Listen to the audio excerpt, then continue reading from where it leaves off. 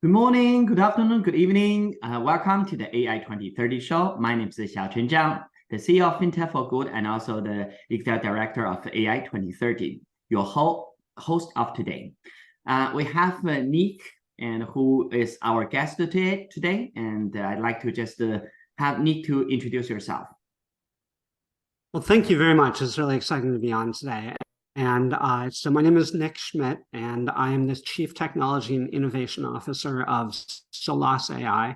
I'm also the AI practice leader at a consultancy called BLDS. And my background is a little bit unusual maybe a little unusual for machine learning, although I think everybody's coming into this space from so many different angles that maybe we're all unusual. But I got my start. I had an undergraduate degree in economics, and I really wanted to do something with economics, whatever that might mean. And I ended up working for a number of University of Chicago professors who worked in litigation consulting.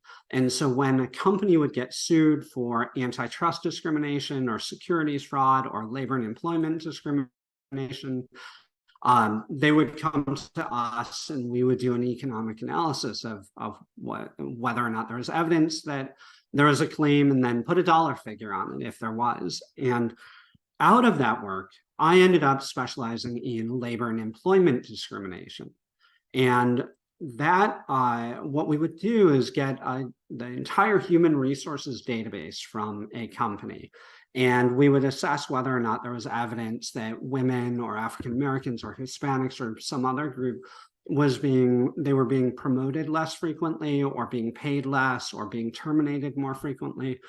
And we would use traditional statistics to do these analyses and then build an economic model of it, an econometric model of that, and testify on it. Out of that work, I ended up moving into fair lending. And it was kind of fortuitous because I moved into fair lending right at the time that banks started using machine learning models. And the banks came to us. I was now at the consultancy BLDS, and they said, we're really worried about violating fair lending laws when we use these machine learning algorithms, but we don't know what to do with them. And so I was tasked within a consultancy to try and figure it out. Out of that, what ended up happening was I sort of gave what I call an unaccredited PhD in machine learning and AI. I just got a lot of books. I watched a lot of videos. I read a ton on machine learning, and then taught myself Python, taught myself R, and ended up building this product that breaks apart a machine learning or AI algorithm and tries to understand what is driving the predictive quality of it, as well as what might be driving discrimination. And once you have an idea of that, and you've got a good way to measure whether or not there's evidence of discrimination, you can start to actually do something about it. And that was the second part of the algorithm that I built, was actually trying to fix an algorithm. So ultimately, what we end up doing is we use AI to fix AI. And this was great consulting work, and good, had a lot of business, and it was going well. But what I realized was that it wasn't scalable as a consulting project or a consulting software. And so I brought in a team of software developers and engineers and executives with software building experience to take my ideas and turn them into real enterprise-grade software. And we ended up spinning that out into the company SolasAI. And ultimately, that's what we have now, is software that either one of our partner consulting companies can use, or we can use, or a company itself can take in-house and test their algorithms for evidence of discrimination, and if there is a problem, fix them. Awesome. And just one follow-up question on that is, for SolasAI as a software, does that only address the fair lending problem, or it's go beyond that for more general type of services? It goes much beyond that. It's really, you can think of it as any customer or any algorithm that is affecting a human, particularly machine learning algorithms that are making yes/no decisions or making decisions about how much of something to give a person. We also do a lot of work in healthcare. And so there are a lot of healthcare algorithms that are designed to predict whether or not someone's going to have a certain disease. And they'll use, excuse me, sorry, they'll use all kinds of information about your past claims history, other demographic variables, other information to try to estimate whether or not you're likely to have a heart attack in the next 6 months, say, or have diabetes, or be adherent to your medication. And the interesting thing about this is these are really not that different from the question of, are you going to default on a loan, or are you going to be a good employee? So you have to parameterize it right for the particular use case. A measure of discrimination for fair lending may or may not make sense in healthcare, may or may not make sense in employment, but the tool that we built is very generalizable to work across a variety of industries. And for the tool itself, when you build it, did you use any specific principles or framework to guide it, or have you developed a certain principle, or framework, or you are following, some principle, or you just, use that in terms of, compliance side to just using the law as the guidance? What are the guiding principles and the framework that you use to develop the software? So in terms of measuring discrimination, we absolutely use a framework. And I think it's really important within the machine learning and AI community to understand that there is already an existing framework for assessing evidence of discrimination that is both flexible and very well thought out. There's a paper called 50 Years of Unfairness that I think it was a FATML, they've changed the name, they're now FACT, conference paper is really worth reading, because what it talks about is that, well, there's all this good work being done in machine learning and AI now about fairness, and I don't want to discount that at all. There's already a lot that's been done, and there have been a lot of very smart judges, lawyers, economists, and statisticians who have thought very hard about these questions for 50 years. And they've come up with a way to measure whether or not there's evidence of unfairness in an algorithm that is really robust. And so when we built Solas, we really built it with that in mind, is that you want to use the principles that are there in law and apply them to these algorithms. Ultimately, that's really important for a couple of reasons.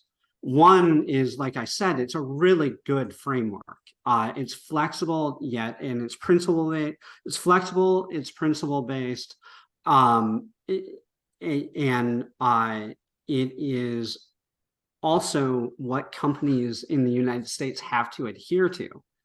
So, well, I do understand that, and I encourage more work to be done, and I hope that as more people are thinking about this problem, better ideas come about, and they ultimately get codified into regulation and law. But what people oftentimes don't realize is that when a company is making a decision about whether to implement a fairness technique or whether or not to even care about fairness, the reason why they're doing that is, there may be a bit of trying to do good in the world, but much more frequently, unfortunately, it's about wanting to mitigate legal, reputational, or regulatory risk. And so if you're going to a company and you're trying to sell an idea of fairness that doesn't have a regulatory history, then it doesn't get done. And so what I really encourage people to do is go to this framework, use that, because you're going to actually get companies to implement it. while it may not be perfect, it's definitely better than not doing anything at all. So yeah, and we all know that the fairness can come, from different source, right? Where that's, at the data level, it can just has a fundamental problem there, or that, when you bring the data into the algorithm, and then that design of that, has problem, or that's, there's so when trying to solve this problem, and then what specific, level that are you looking at, and then to fix that, what are the some of the techniques or that you are introducing, and do the model owner or developer need to just redesign the whole thing, or that the fix certain part can fix the problem?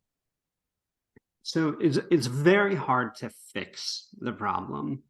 What's much more likely, and what we accomplish on a daily basis, is making things better. You generally don't have to throw out the algorithm to make it better. And in fact, no one would ever buy our software if we told them that they couldn't use their models. So what we really focus on is trying to make them better. You're absolutely right that discrimination can enter a model in really from alpha to omega. It's there's a way it can creep in. And one of the things I talk about that I think is really important when you're building a model to think about these things is, statisticians talk about a data generating process before they build a model. They try and understand what is the underlying sort of true economic or sociological process that they are modeling. And then on top of that, they build a model for that. I think it's very important to look at what I call the discriminating generating process. And that is to understand where discrimination is coming in, because that will guide you in how to fix it. Because if the discrimination is coming from variables that are going into the model that represent historical discrimination, and in this example, non-present discrimination, but it's just historical discrimination, then you want to have a very different toolkit than if the algorithm is capturing current discrimination. So I think that's an example of how you need to think about these problems, and a framework from which you can think about them, and then design a solution. Our solution is, in some ways, it starts very simple. We've made, the way I talk about it is, it's like we are, we're like a minivan with the engine of a Ferrari. Because it looks pretty simple, but there's a lot of really cool stuff going on under the hood. It's focused on feature selection and hyperparameter tuning in a multidimensional objective problem that's specifically designed for optimizing on fairness and model quality. And what it turns out is that feature A and feature B may have the same information about the outcome you're measuring, but feature A and feature B are differently correlated with protected class, with race or gender or age. And so it turns out that if you have two variables that provide the same information about the outcome, but one of them is more closely related to class status, get rid of that variable, and you can have a fairer, equally predictive model. And similarly for hyperparameter tuning, there are options. And this is less theoretical, it's more just practical, that you can have different hyperparameter combinations that are more effectively, or they're not discriminating as much as other combinations. And if you have a really smart search process to try and find that, then you can get a fairer model. There are a lot of, and this may be of interest to your audience, there are a lot of open source packages that use techniques like adversarial debiasing, other forms of regularization.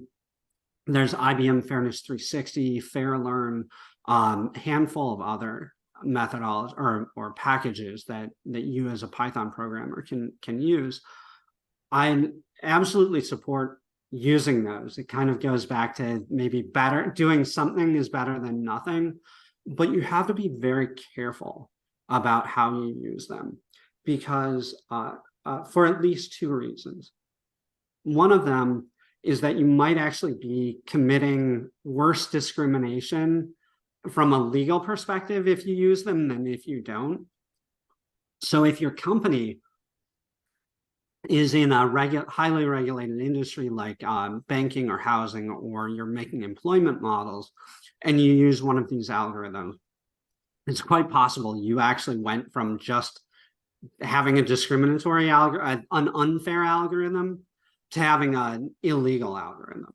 So that's one reason why it's very important to be careful about the techniques. The other reason why is that some of these techniques are doing things under the hood that it's really hard to figure out what's going on. And this goes to a model governance and a model risk management question. If you're using a technique like adversarial debiasing, which is a very popular technique for minimizing discrimination in a model, what I have found is that it can be effective, but it can also really mess up predictions at the tails. And your AUC, your quality metrics all look good, and you think, hey, I've got this great model, but there's stuff going on in the tails of the distribution that's really wacky that you would not want to put that model into production.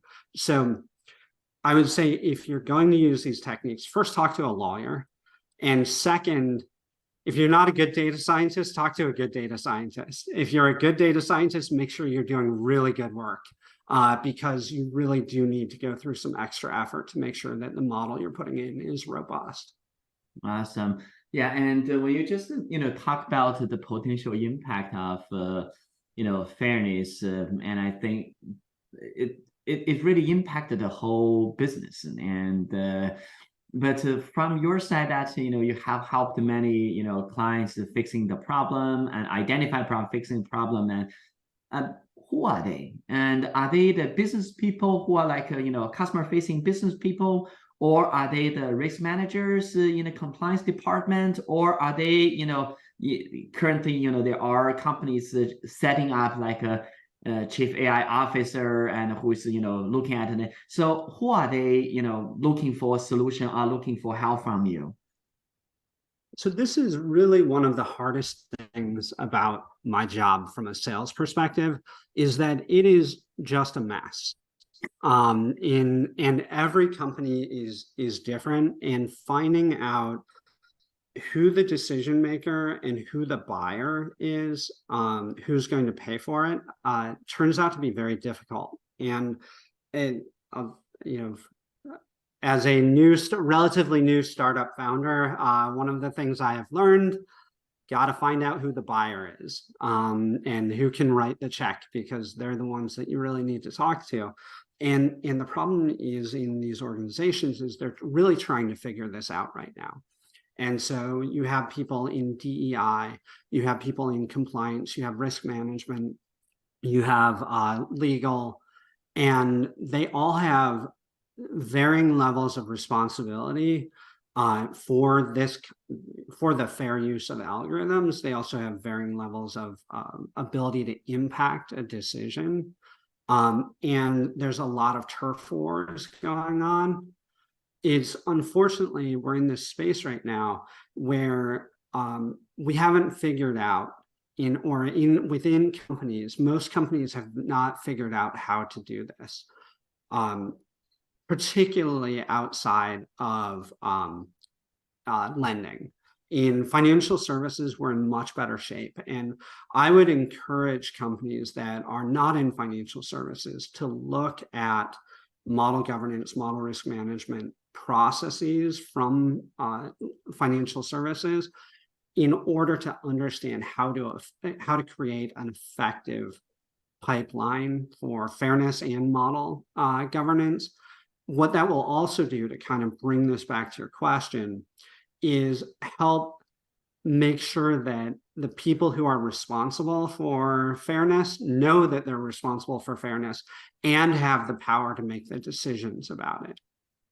Yeah, and just continue this direction that from the the landing business, and especially from the fair landing business, where that's from the governance or model governance side, that's are there any best practice in terms of the the structure of the governance which you think is like an ideal type, or at least the best practice that others can look into?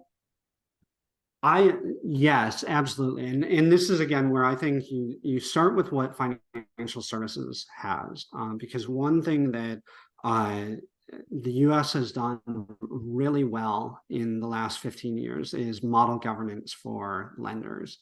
I like to say that SR 11.7, which is the Federal Reserve's guidance on model risk management, is my favorite piece of regulation. Because it outlines a principles-based approach to measuring and mitigating and understanding model risk. And so when I'm talking to clients outside of financial services, what I suggest is going to SR 11.7, going to the OCC model governance template. NIST's AI framework that recently came out is very good and very comprehensive. It's not detailed enough to really give perfect guidance, but I think if you take the OCC's guidance, which is extremely detailed, and you overlay NIST and SR 11.7, and you empower people to build up a governance process within an organization, then you are going to have much better models and be in a much better position 3 years from now than you would be otherwise. Perfect. And then another question is that you talk about your own unaccredited PhD process for AI machine learning, and we all know that in AI that's talent is a big gap, and in the responsible AI that is even so, and because for AI in general that's many can just really just get a data scientist degree and all that is start working on this, but from the responsible AI side that you even cannot find a degree which is just purely focused on responsible AI. And if for talents or for professionals who want to enter into the responsible AI, and especially from the fairness component, what is your suggestion to them? That's such in some ways it can be such a hard space to get into. I have been doing this for 23 years now in some form or another, and I still feel like I'm learning really fundamental things, and which is exciting, but it is it's hard to break into. I think that the things that I really believe are most important are actually starting a step back and making sure that you are a good machine learning engineer. And that is actually take a step back and make sure you're a good statistician. And if you're a good statistician, the jump to machine learning is actually very easy. And once you are operating on that kind of plane where you are building effective models and thinking about things as you're building them and not just throwing data into the XGBoost and seeing what comes out, you can start really thinking about these problems, like the discriminating generating process. Like think about that, think about what that means, and you have the skills and the tools to start to do something about it. So that's really where I would suggest starting. Perfect. Yeah, so I think I fully agree with you. In the complexity of responsible AI, that's the reason why, the supply side is very difficult is also because of this interdisciplinary perspective you mentioned, statistician, data scientist, engineer, and also ethics, law. And so, how can one person becoming all, right? And then in general, so that's why, typical responsible AI team, and you need people, with different background, and then at the leadership level, and then you need to have some exposure, some knowledge that you're able to really just direct business in the right direction, and also resource it properly.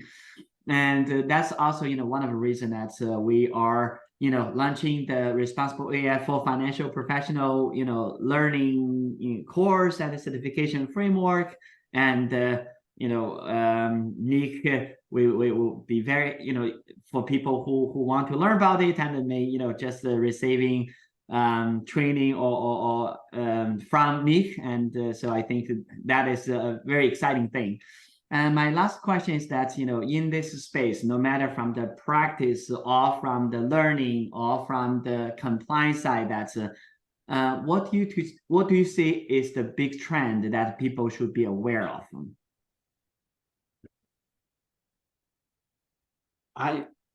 I'll start by saying what I don't think you should be spending too much time on. I don't think you should be spending too much time on Gen AI. Now, if this gets on YouTube and everything, I will probably end up eating my words in 5 years. But what I think is really important is focus on the algorithms that are going on into production right now. The things that are affecting so many people. So that's what I would focus on. That's where I think the most work needs to be done, is not so much in devising generative AI, which absolutely is important, but not a lot of people need to be working on it, because there are tens of thousands, probably hundreds of thousands of models being put into production or are already in production that are having huge impacts in people's lives, and focusing on making sure that those are fair really should be our priority. Perfect. Thank you, Nick. And if people want to connect with you or contact you, what would be the best way to reach out? Well, please do reach out, and LinkedIn is probably the best way. Awesome. Thank you, Nick. And this is a great conversation. And we'll definitely invite Nick back for our future shows. And again, this is just the beginning of a much longer conversation, and where that responsible AI will stay, because AI is changing or transforming our world, and then how to do AI responsibly, and then to impact our life, our business, our customers in the way which just generate the benefits, but also mitigate all the risks and unfair treatment. All that is quite important. Thank you, Nick, for sharing your insights, and I really learned a lot. And we'll looking forward to continue the conversation with you. Thank you very much for the opportunity. It was great to speak with you.